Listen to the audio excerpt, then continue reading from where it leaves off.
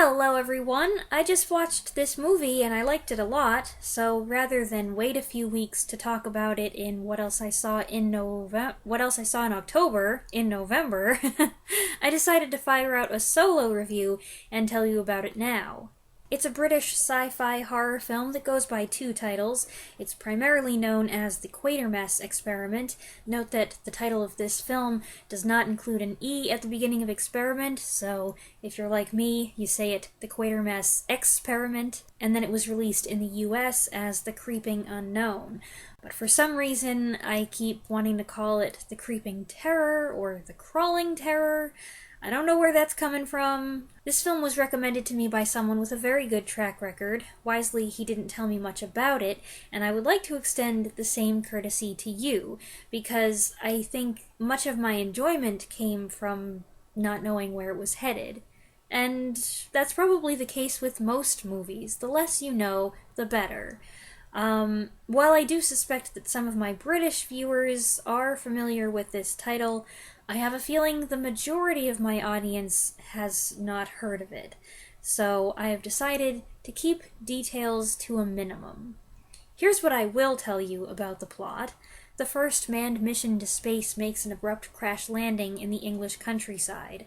Of the 3 cosmonauts, 2 seem to have completely disappeared, and the third is in bad shape. Initially, he's in an apparent catatonic state with an unidentifiable skin condition, and he exhibits behavior that becomes increasingly more erratic and then dangerous.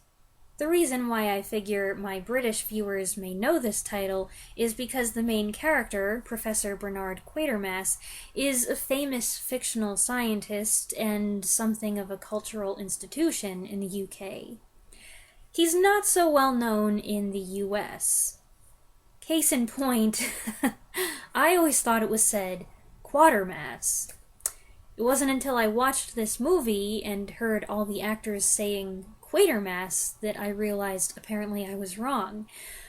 I guess I also have gotten him confused with another famous fictional English character, Alan Quatermain.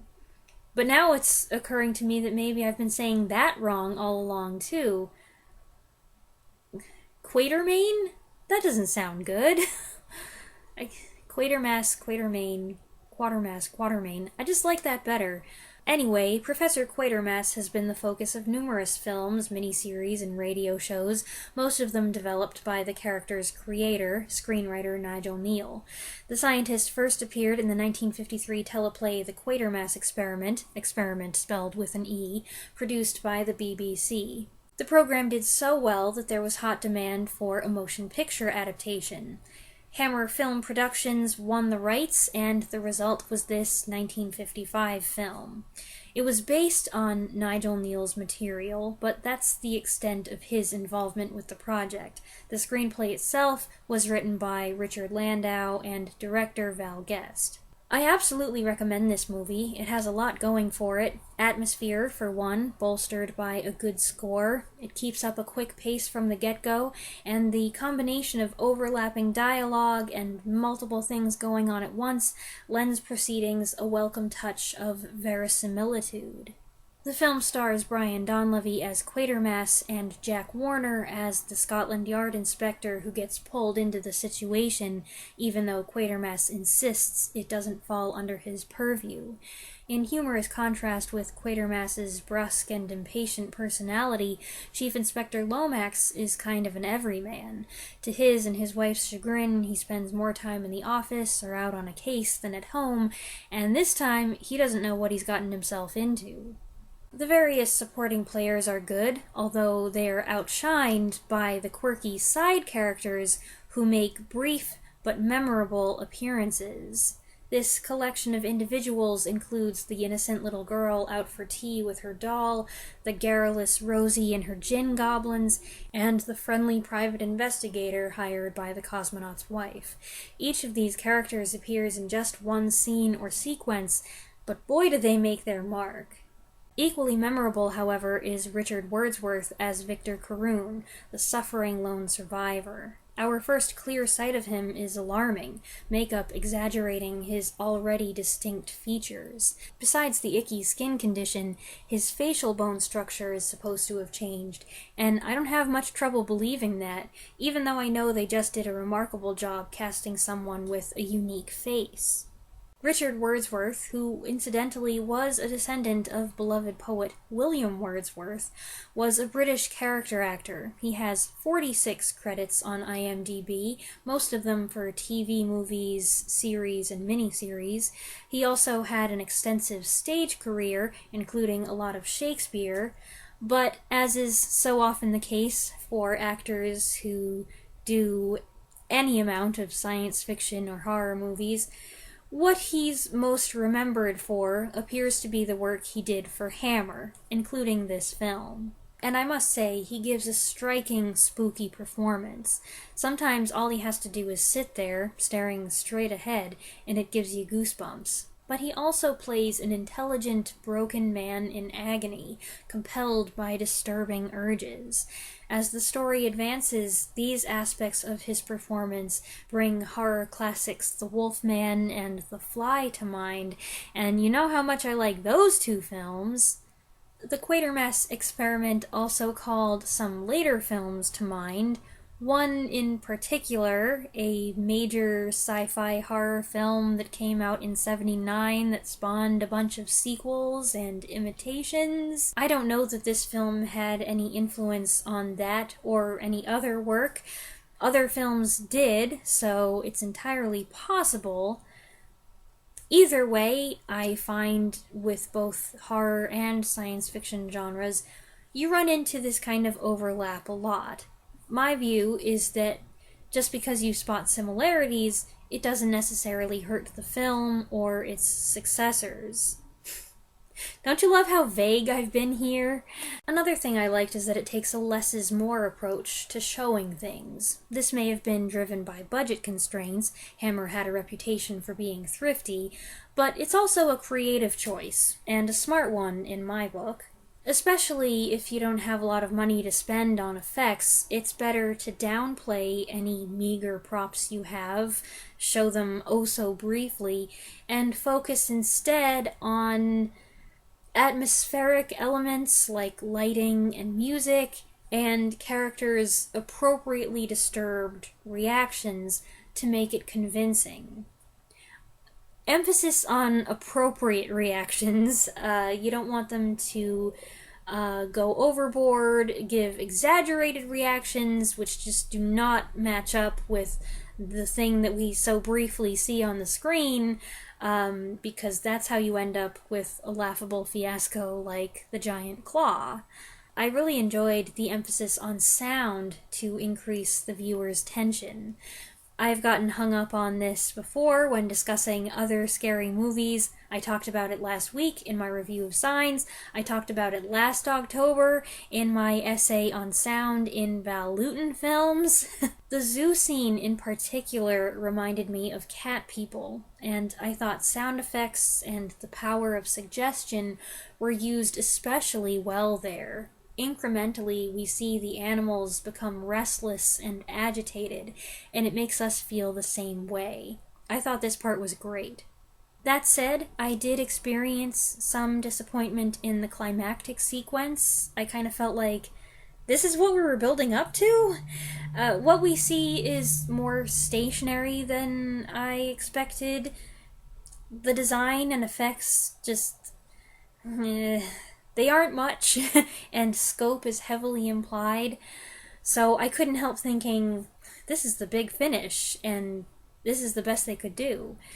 But it was not a letdown in the sense that it lowered my opinion of the film in general. By the time we got there, I had already had such a good time that it didn't really matter that a few shots at the end were kind of a little weak. And there's also something interesting I found. I was doing a little reading up on director Val Guest, who started as an actor, became a writer, and then a director, and I found this quotation that I thought is applicable. He said, quote, "I never had enough money to make any of my films. I just had to use my wits. I came on the set and I was expected to have instant genius. Over the years of battling against all odds, I learned what I could get away with. I've spent my career trying to make inexpensive pictures look more expensive by using tricks." I'd say those tricks served him pretty well. Other than the ending, the effects and makeup are quite creepy and effective, the photography is appealing, and the film overall is good stuff. And in case you're wondering, yes, my mom liked it too. In addition to a dozen other Hammer films, Guest directed the 1957 sequel to this movie, titled Quatermass 2, released in the US as Enemy from Space, as well as the 1961 apocalyptic classic The Day the Earth Caught Fire. Unfortunately, I can't say how the motion picture adaptation compares to its source material. I dare say most people haven't seen the original 6-part BBC TV production in its entirety. It was filmed live, and sadly, like a lot of British television programs of that era, most of the footage has been lost. I do know that writer Nigel Kneale did not like this movie. He was especially critical of Brian Donlevy, an American, playing his eminent British professor. I saw that he referred to him as a former Hollywood heavy gone to seed, which I find kind of rude. But I didn't mind his performance. I can understand why it might not measure up if you have certain expectations, but I didn't have any issue with it. Brian Donlevy, known for playing noir tough guys, stern military leaders, and dry reporters, was cast in an effort to make the film more appealing to American audiences. I guess over the years Val Guest took a lot of heat for this casting decision, but he always defended it. By the way, if you take a gander at Brian Donlevy's personal history, he had quite a life. He joined the army at the age of 14. He lied about his age, obviously. He fought in World War I in France. He accidentally got stabbed in the ribs by Ray Milland while they were filming Beau Geste in 1939. And later on, he spent his retirement mining tungsten and writing poetry and short stories. Wow! I never would have guessed any of that. Donlevy didn't try to pretend he was English, but while one presumes the character is American because of his accent, his country of origin really doesn't figure into it either way. At least, not the way I saw it. Something I actually thought was interesting was the film's presentation of Quatermass as an ambiguous figure, and maybe the casting of Donlevy, who played his share of bad guys, had something to do with that. He seems to be good and to want to do good, but he's also bent on achieving his own ends, to the extent that there's a certain ruthlessness in his attitude and justifications. Sure, I get it when he's frustrated by bureaucratic red tape. That would drive me crazy too. But some of his decision-making seems risky, driven primarily by self-interest, a single-minded zeal that takes ambition for scientific achievement and advancement of the human race to another level. Kneale's disgruntled opinion notwithstanding, moviegoers must have been pleased enough with Donlevy's performance because the film did well, and he was asked to come back and play Quatermass again in 1957. Whether or not the way Donlevy plays him is the way Quatermass is supposed to be played, I don't know, and I acknowledge that I don't have much to compare his performance to. It was some years ago now that I saw another Quatermass film, 1967's Quatermass and the Pit, known in the United States as 5 Million Years to Earth, which stars Andrew Keir as the professor. That's also a creepy movie. A little too creepy for me, for my personal comfort, as it goes into paranormal, evil territory in a disconcerting way. But it gave me the heebie-jeebies, so it accomplished its goal. Other actors who've played the role are Reginald Tate, John Robinson, Andre Morell, John Mills, and as recently as 2005, Jason Fleming. This particular Quatermass story, the Quatermass Experiment, must be the most popular one.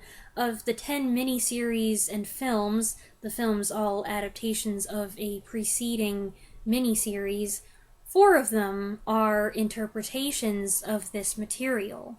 And given how much I enjoyed it, I can see why. On a completely different note, there was something I found while doing research for this video that I just have to mention. Producer Anthony Hines made many Hammer horror films, along with Hammer's earlier B-movie features before the studio found its niche in the late 50s with Dracula and Frankenstein. He also wrote many of Hammer's horror screenplays under the pseudonym John Elder. Without question, his work at Hammer is what he's most known for. However, I noticed he is also credited as co-writer on a film titled Godzilla vs. Wolfman. What? Apparently, Godzilla vs. Wolfman is a fan film directed by Shizuo Nakajima, released in 1983 and made with the assistance of former Toho employees, but without Toho's authorization. If, like me, you're wondering how Anthony Hines got dragged into this, he got co-writing credit because the Wolfman that fights Godzilla is specifically taken from Hammer's and Hines' 1961 film Curse of the Werewolf. Meanwhile, Ishiro Honda gets co-writing credit for creating the character of Godzilla. And now we know. So there you have it. I managed to make a whole video about the Quatermass Experiment without saying much about the story. I do recommend the film, and I hope you enjoyed this video. Let me know what you think in the comments below, and stay tuned for another review next week. Thanks for watching. Bye!